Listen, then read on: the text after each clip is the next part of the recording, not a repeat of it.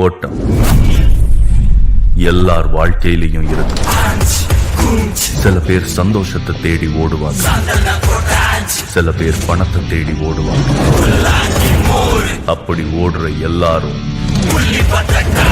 அவங்க தேடிட்டு போற விஷயத்தோட தொலைய வாய்ப்பு இருக்கு.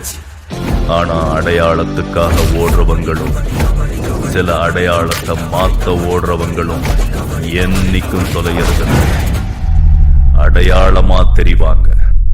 அப்படி உருவான ஒரு அடையாளம் தான் என் நெஞ்சில் குடியிருக்கும்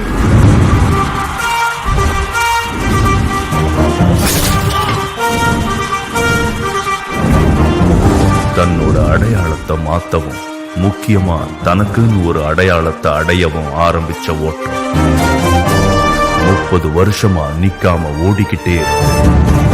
அந்த 30 வருஷ பாதை அவ்வளவு எளிதா இல்லை. ஆனா எந்த விமர்சனமும் எந்த தோல்வியும் அவர் ஓட்டத்தை நிறுத்தல, அவரையும் தான். நெடுந்தூரம் ஓட்டம் அவருக்கு வேண்டியதை கொடுத்துச்சு. அது மட்டும் இல்ல, அவர் நிக்கிற உச்சத்துல இருந்து பார்த்தா எந்த விமர்சனமும் அவர் காதுல படல. அதுக்கு பதிலா